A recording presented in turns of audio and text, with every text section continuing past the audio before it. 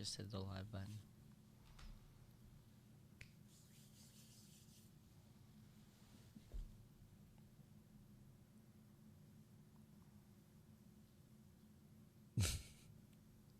I'm going. I'm waiting for it to start. I'm going. Okay, go. Let's go.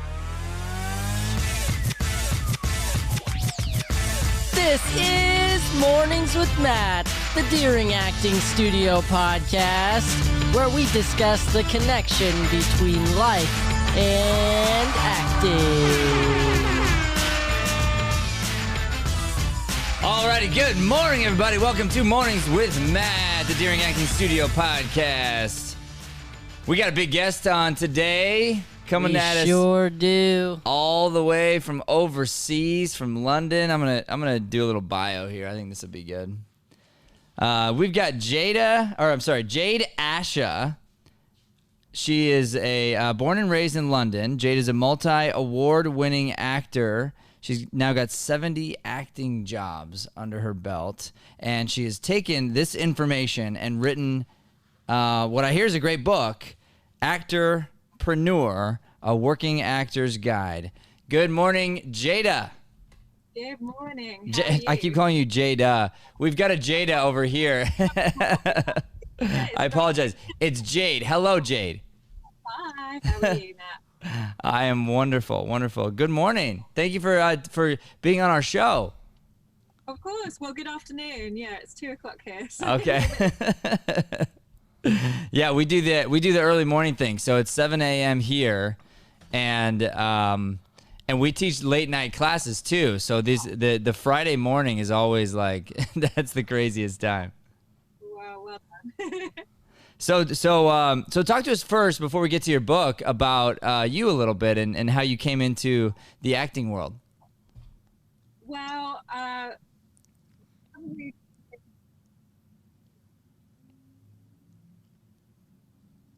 so we got a little internet disruption here. I can't hear anything, Joey. You hear anything there? No. Is the channel turned up like all the way? Yeah. Okay. She's frozen. I think we're frozen in the UK. No, she's moving. Oh, I see. Okay. I can hear her. All right. Can you tell us about how you came up in acting again? Let me see if I can hear this. yeah, so I started when I was maybe 15 years old. I wasn't particularly good at anything at school. And I went into my first acting class, and they gave us a scene from Blood Brothers, the musical.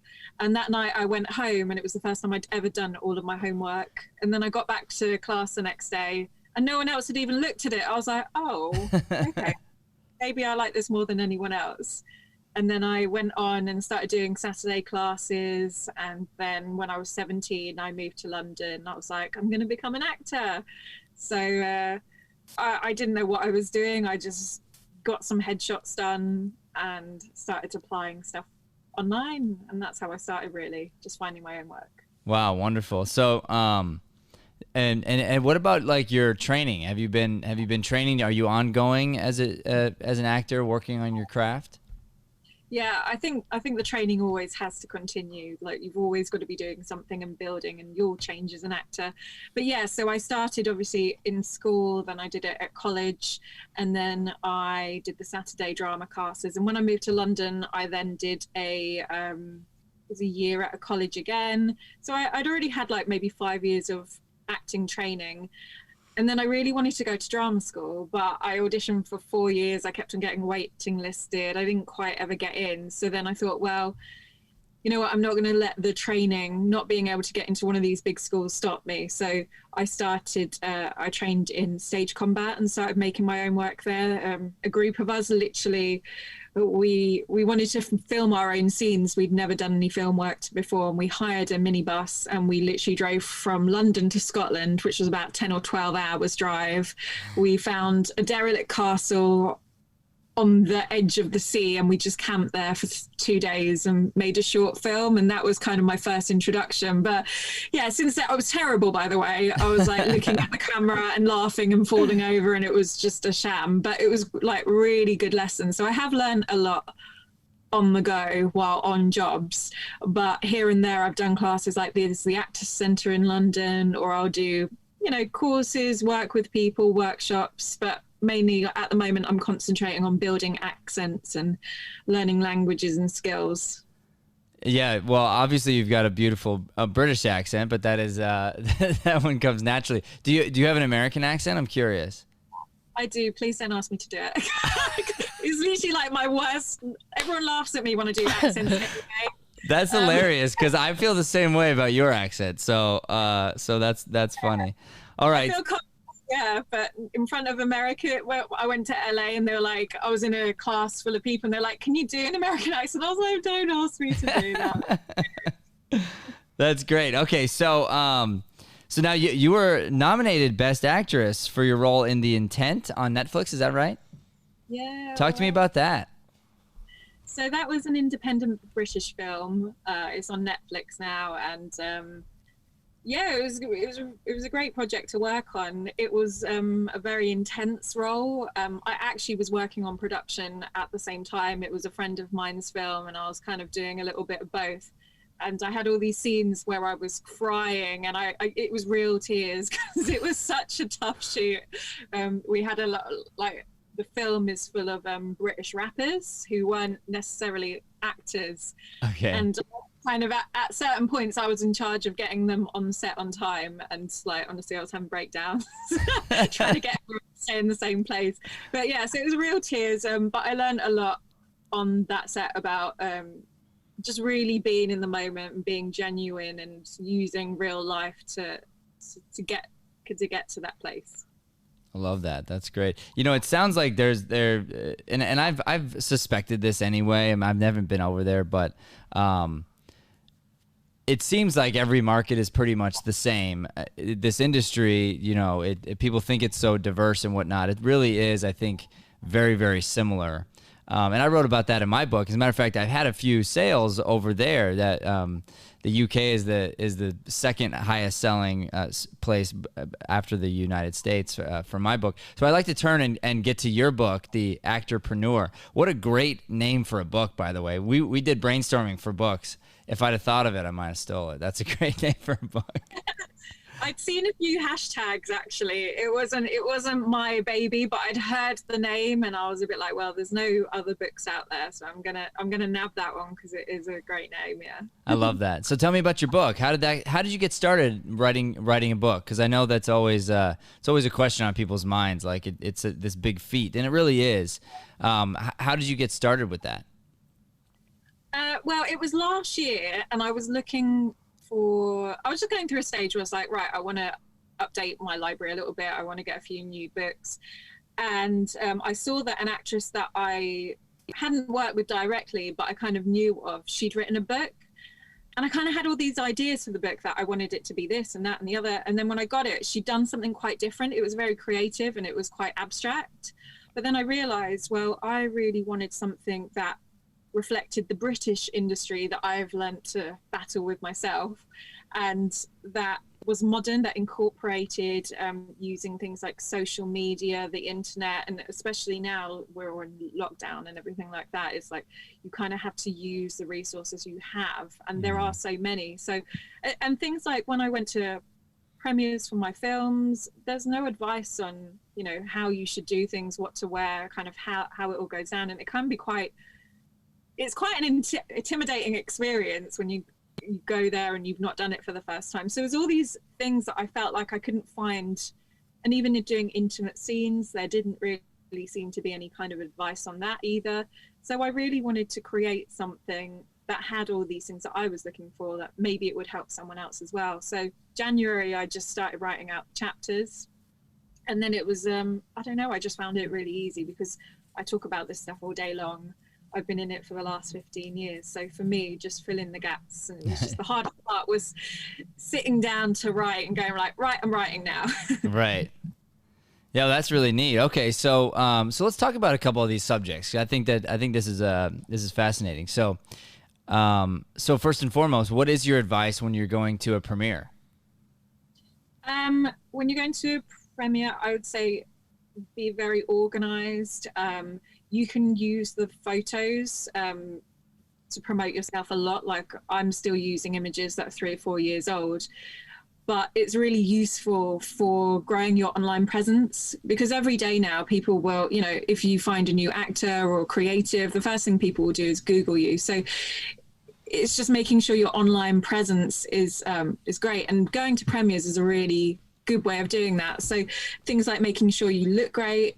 It's completely worth hiring makeup artists, working with stylists. You can get lent the clothes for free. I end up spending a lot on my first premiere. I think it was like £800 or something like that, or when it came to the clothes, the accessories, makeup artists, everything like that. You don't have to do that, so I kind of share ways to save the pennies a little bit here and there. Yeah, okay. But that makes sense. So it's funny because I think we're gonna have a lot in common here. Here's the book that I wrote over here called "Acting Is My Day Job: 7 Strategies to Market and Make Money as an Actor." And there's a part in no, I don't talk about premieres in general, so I love that. But there's a part in my book about branding, where I believe that you want to be very careful with your first impression, making sure that you're staying consistent. And from what I'm hearing from you, and this makes a lot of sense, you're going to go to this premiere and people are going to see you a certain way. For some people, this will be their very first impression of you. And so it's important that you're showing up in brand, showing up ready exactly the way you want to be presented, correct? Yeah, definitely. And doing research as well, like how is that? How are things going to look? Like taking photos of yourself before you even go there. And then the premiere itself, you know, just standard things, but things people need to remind of. Don't get too drunk. So, like all these just silly little things, but things that you just kind of need to be. It's very easy to lose yourself. Yeah.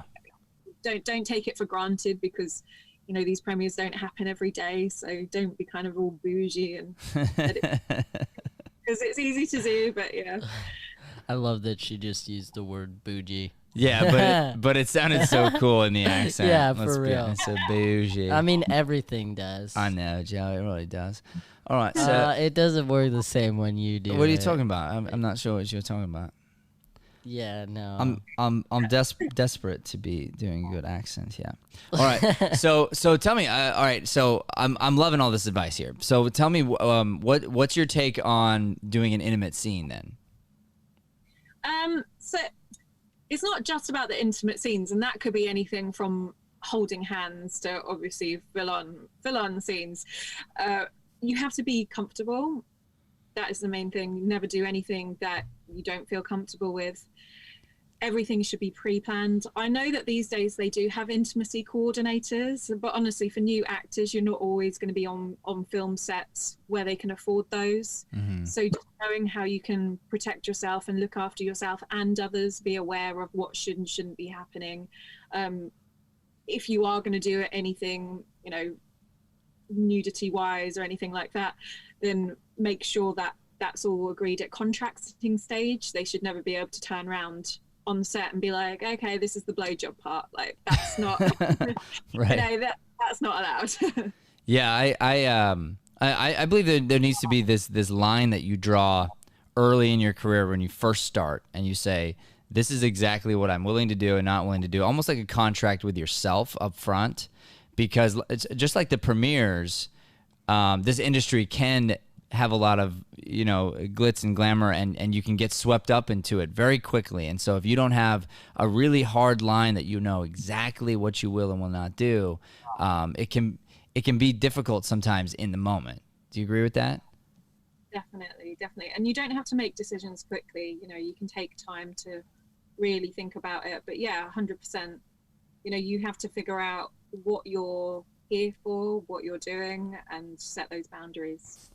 So I think that there's the UK and London definitely has a history for great actors here in the United States. We've accumulated some of your best, I guess, and we've got a great respect for the actors that come from there. So I think that there is this idea in the United States as far as where to go to train and where to go to become a great actor, and London is one of the places that people talk a lot about. So for us over here in the States, what advice would you give if somebody were to want to make the trip all the way over there to train and to work as an actor.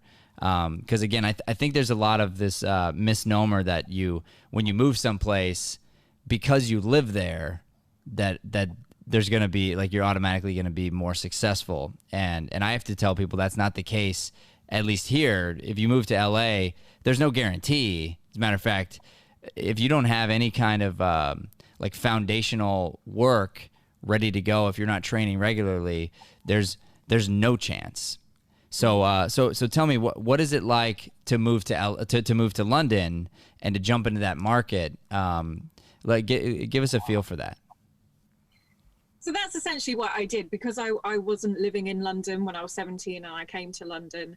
I kind of almost did that jump in a way. I just came down here and was like, well, I'll go to drama school. And really, there's maybe 12, which are the top drama schools. They do their 3-year courses. And then right at the end, you get the big showcase where you have all the amazing casting directors and agents. And that's really why people go to those schools, because they have the connections and the support. Even that itself does not guarantee success at all. There's a lot of actors will finish drama school, go into the industry and be like, oh, okay, well, I've been used to acting constantly for 3 years. This is not what I expected. And there's so many actors that it's obviously difficult for everyone. But there are other great courses that don't involve the whole 3-year procedure, but you might not get as good a showcase, but you will get some kind of showcase. And I'd say if you wanted to come over to London to do that, then be doing your research first and reach out. And a lot of the time you can audition overseas. So whether you have to go to somewhere else in America, because they might do auditions in New York or something like that for London, so you might not have to do that trip straight away. But the drama schools are not easy to get into. There are a lot of there's a lot of competition. You're not guaranteed to get into, but there are other ways. You just have to be proactive and just, realistic, really. Sure. That's Isabel's main target for her college. Oh, really? She applied to all the ones in London. Yeah. Yeah. She's a new intern over here, but been in the program a long time. Yeah, and we've sent a few students over there, but it's interesting. Oh, I didn't know that. As we like kind of dive down this path, and yeah, I'm sure these schools are great, but think about this: how many people graduate every year from 12 different schools in London, and then of those, what percentage are working actors ongoing, and then of those, how many are like next level, even B-list actors? And so I'm sure, oh man, like Jade is probably more successful than many of the graduating actors, so oh yeah, you have to have a grind underneath. You have to have a willingness to work, and like a so that's kind of what I'm getting at too. I'm glad you answered your own question there, because I was following, but then you started doing math, and I hate math. I'm not very good at it. Oh no! And so then yeah, it just went downhill. So Jade, tell us a little bit more about your book. Some more unique tips and tools we can take away. Well, I have a copy here as well. Little pretty thing. She pulled it out. Beautiful. Love the artwork. That's great. There it is. So I've got a few different things. So I've got like a guided visualization, which it talks you through it in the book, but then you can go over to the website and listen to it, where I get actors to really think about what their end game is. So the whole guided visualization is where you kind of wake up in your home and you're 70 years old and you walk around your house and who else is there and what does your life look like? And then you end up going in a room and there's all your achievements and what is that? And the whole purpose of that is start thinking about what you really want out of life. That's beautiful. Do you want the big house? Are you more career driven? What are you planning to do with your life? And then from there, just start working backwards and think of how you get there. So that's something that I felt was maybe a bit different that I wanted to put in there. It was very much mixing the business side of things that I know that I've worked on mindset things before, and throw that in there as well. I've got checklists. So I've got 4 different checklists, which I even found really helpful myself. I'm really terrible at learning lines, and I was going to an audition and I was in such a fluster because it's been my first one since lockdown. And I was like, oh, what do I pack? What do I pack? What do I bring with me? And I just went, oh, let me just grab a book. And I had a checklist, and I was like, I'll throw that in my bag. So I was kind of going through my lines and not really paying attention to what I was doing. So just little things like that. But it covers everything from starting out. So if you want to go to a drama school, if you should or shouldn't, because even the audition process can be very expensive. But then the training, the training you have, you definitely need training. Like, no matter where you are in your career, there's so much to learn. And so it starts from there, and then we move on. I felt like it was a really obvious route. It moves on to getting your first job. I even talk about extra work. I don't think actors should do extra work, but if you've never been on a film set, you should definitely do it once and then probably never go again.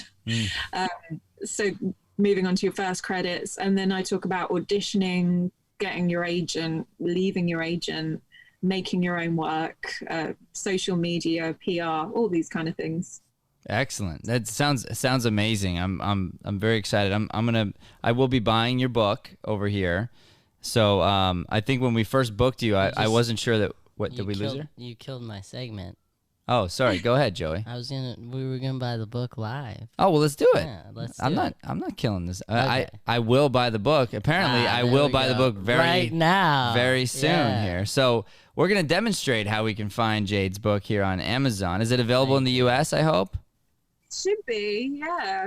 Let's see. All right, we're about to find out. See if it works. Actually, I was gonna say I'm just gonna send you a book, but I can also send you a book, but I'm also interested to yeah. So send us a book, and we'll send you some books. But I wanted to. I think this is a good thing because I can buy it, then we can review you and all that, and that always helps. But okay, it does work. There it is. Let's get the ball rolling. Why does it say $0? Oh, for Kindle. For Kindle, it's $0. So we want to buy the paperback. So Jade, your website here is jadeashavoiceovers.com. Yes. Do you do a lot of voiceover work? Yeah, I'm actually in my little studio now. Here's my mic. Nice. So this is my little booth.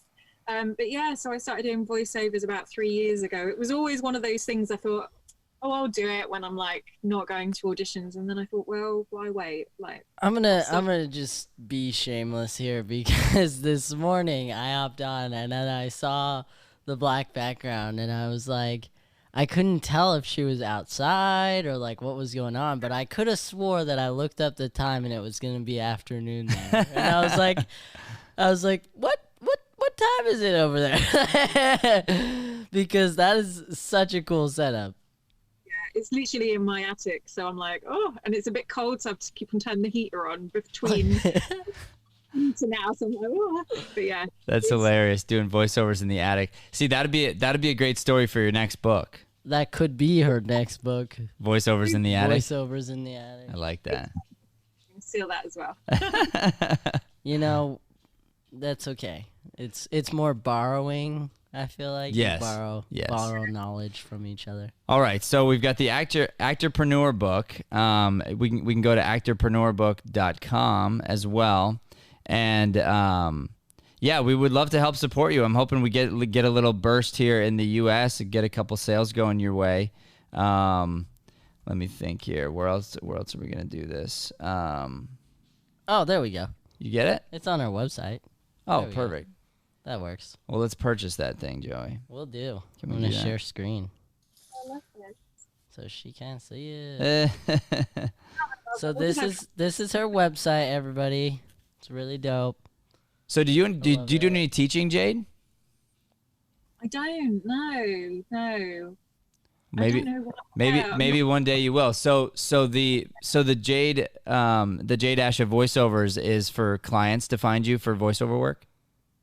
Yeah, so that's my around acting job at the moment, which is really lucky because I feel like, obviously you're acting still. Yeah. Awesome. So how did you go about finding somebody to work on the cover for you? Oh, so this was really great, actually.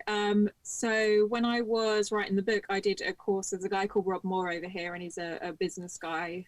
And he did a course. I think he's written something like 18 books. And so he recommended his like publishing company. So I got in touch with them, and they kind of like had a nice package where they're like, okay, we'll sort it for you. And I was really scared because I don't know, I'm quite pernickety when it comes to designing and imaging and stuff like that. So I like to do I like to do it myself.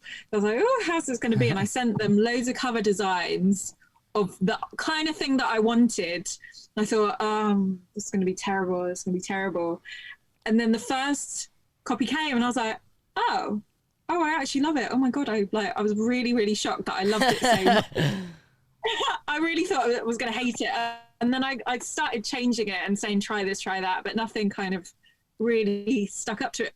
But then when I then put this cover next to all the books that I'd originally wanted, I still preferred this one so much more. So yeah, they went above and beyond. Nice. Someone called That's All I Know, but yeah, they were really good. So you were working with a publishing company right away? Yeah, pretty much. Yeah. So I got recommended them. They spoke to me. They liked the book that I was, they liked it, and they said they wanted to work with me. So yeah, it was. How has that experience been for you? Because I made a choice to go self-published for my first book, but I'm about to release another one. So I'm curious. How's your experience working with a publisher? It was really good actually, because they had their own team. So it was, I don't know, I just found the whole process easier rather than finding people working independently. I've lost the word now. But yeah, rather than looking for a copy editor, an editor, and then the designer, they just had everything in-house, and I just had one person, and she dealt with everything, which was really just quite relaxing actually, and they turned it around really quick.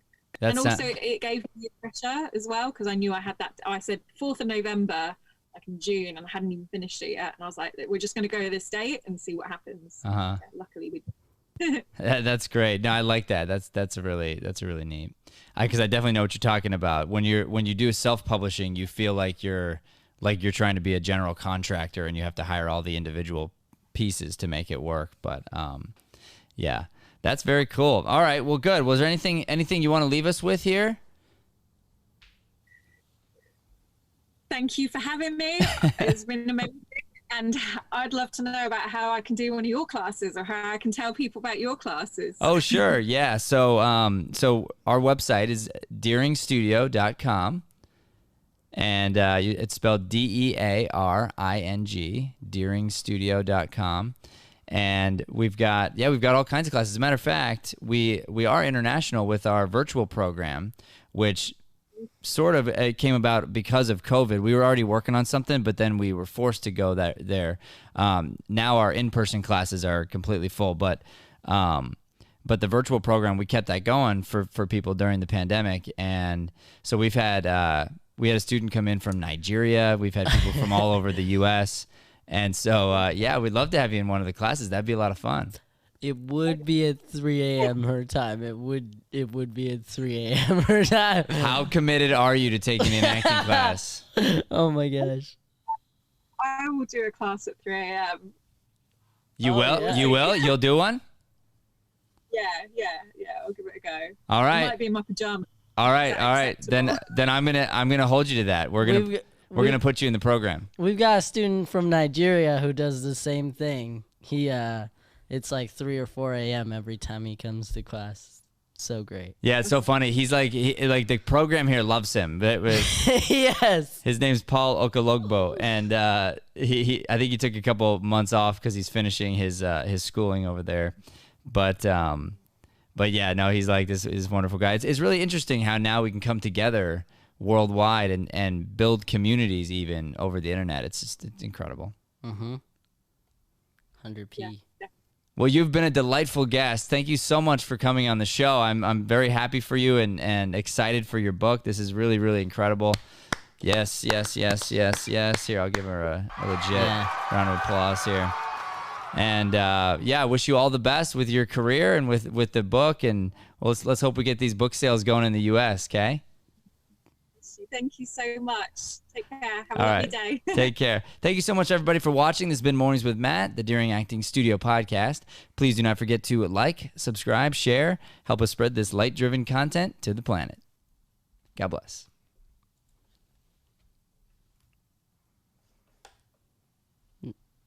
Thanks for listening to Mornings with Matt. Please like, subscribe, and follow us at Deering Acting Studio to keep up with the latest content. For more information on classes, private lessons, or professional development coaching, visit www.deeringstudio.com. Have a Deering day, everyone.